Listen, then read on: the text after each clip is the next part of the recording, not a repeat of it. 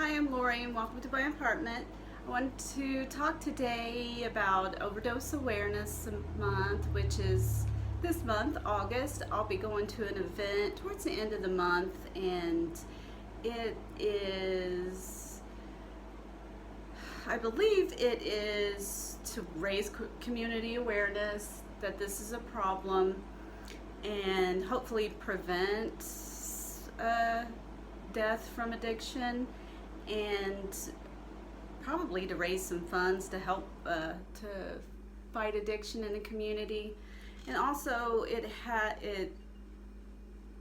kind of a healing process where us that are in the community and have lost loved ones to addiction. I've lost loved ones to addiction, and some of my sisters in recovery I've lost, and just to honor them and remember them, and it's very healing event, and I don't know, I'm just grateful for the people that I'm around that are still with us too. You know, when other people are creating happy lives and families reuniting and friendships coming back together, all that helps lift me up anyway, and others up in the community. So, but it brings to mind relapse warning signs. And when I was in the halfway house, we had classes where we went over like a list of relapse warning signs. And when we left the house, we were given another list in case we lost that one. But so some of them I'll just say real quick, like dishonesty, when people start lying, not calling their sponsor. There's a lot of them. Not going to meetings, holding resentments, magical thinking, and this can go on for like months before somebody relapses. And then there's also something called P.A.W.S, which is post-acute withdrawal syndrome, I think. And I was taught that at the halfway house, and I don't know that everybody knows about that or goes over that, but it can happen in your body where you suddenly feel like, even though you've had time away from the drug of choice, or like mine was alcohol, that you will start to have these symptoms like you're in withdrawal again. And very unpleasant. I experienced it. It's supposed to kind of peak at 6 months, I believe. I could be wrong, and then go up to even 18 months. Now, I feel like I experienced, it was like every couple months or something for me where I felt that way. Up to 2 years, and people are at risk of relapse at that time, probably because they don't understand what's going on, and maybe haven't been taught about it. I'm not sure, but I don't know, like my body would feel real chaotic, and I would feel shaky and like just kind of withdrawal symptoms, not full-on DTs like I had when I was seriously withdrawing.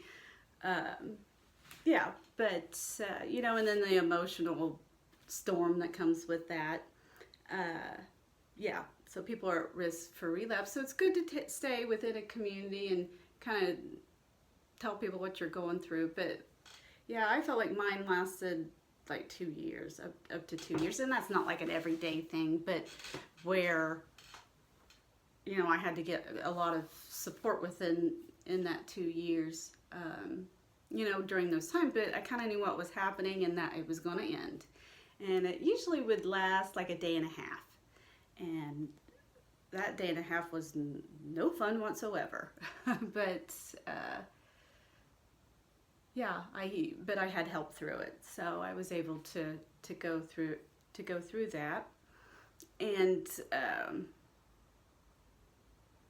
kind of taught me how to seek my higher power too, and to seek help from my friends, and a therapist too. So but I've seen what I believe, and I don't know if this is written, but just being in the recovery community, um, just two other ones that concern me that aren't like on a list that I've read, and that is sending memes with drugs or alcohol in them.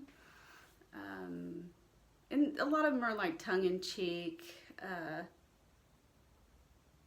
but it raises a red flag for me. Like I've seen a lot of people that start to do that relapse not too long afterwards. Um, and another one is someone that disassociates a lot. So disassociation, even though the person's in public, it's like a deer in headlights, or they're not really there. It's like they're just gone in, maybe not even thought. It's not, it's like they're removed from their body or something. I'm not sure. And I'm a person that does disassociate, and the feeling's real weird. Like I'll get in a fear state for whatever reason, and or I'll have like too much information, and I still do that. Where if there's three people talking to me, I'd be like, yeah, I can't do this. So it's like an overwhelm. But then I'll just say something like, hey, I can't. Um, but I don't feel like I leave my body or the situation or anything. But yeah, I've seen, and sometimes it's kind of like they're kind of like a zombie or something, or a deer in headlights, or there's different ways I think it presents to like somebody that's observing it. I don't know what I look like. But I had to go through in a process of like associating. So to kind of give my life meaning, my values, and what's important to me, and it helped for me to be able to feel. Because like when I I would just feel fear, and then I would just it's like a distance. Instead of like a coming together. But yeah, people that I've seen that disassociate quite a bit, I just, they're at major risk.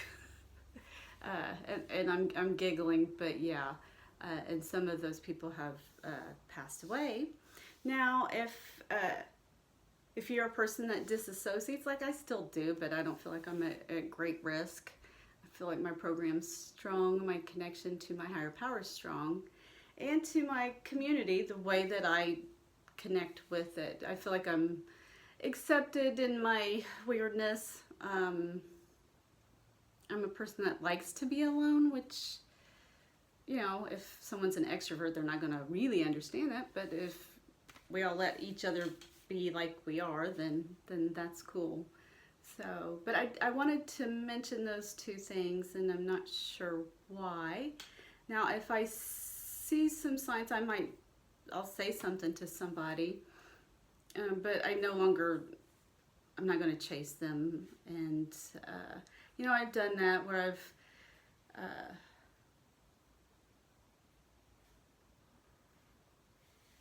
I've kind of chased people to kind of prevent, and it has not worked at all.